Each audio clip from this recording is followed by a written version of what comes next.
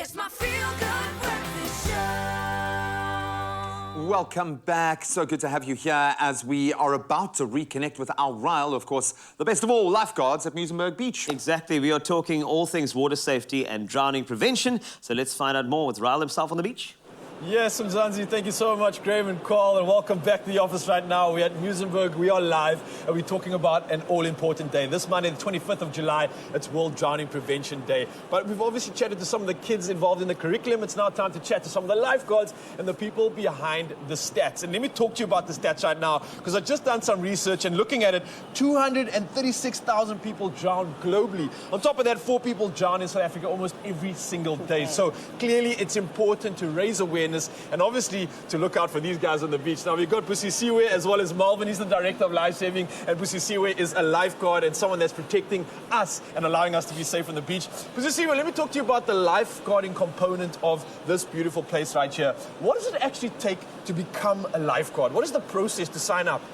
Firstly, the process to sign up to become a lifeguard, you must go and learn to swim, find a club, learn to swim, and in the process of learning to swim, you do physical on the sand where you learn how to run, and also you learn the first aid, doing CPR, because that's the most important thing, and then you do the test, the physical writing test.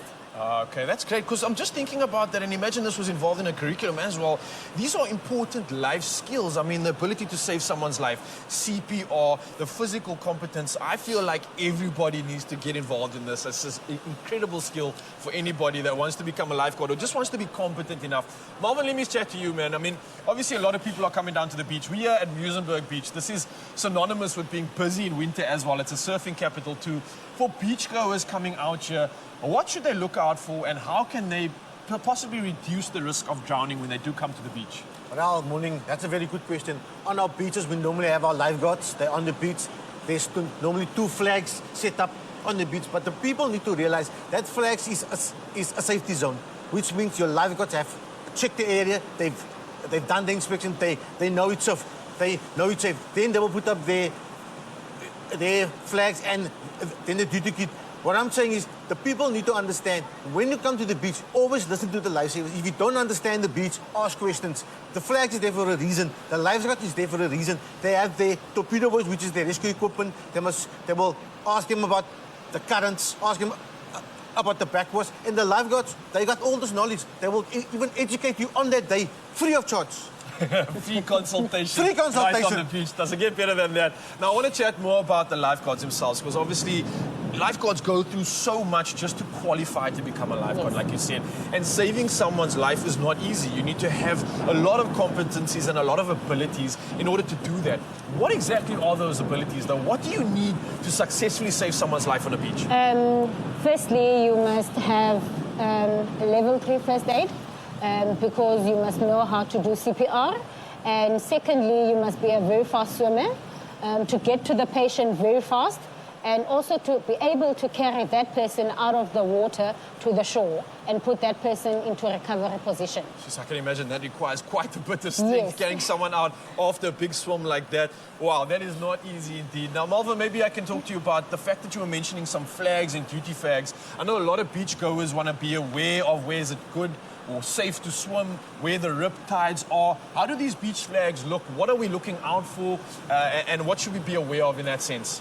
Normally we have two sets of flags, which is your duty flags and which is marked on DHL. It's a yellow and a red flag, and then we have our signal flag, which is also yellow and red, but they run diagonal.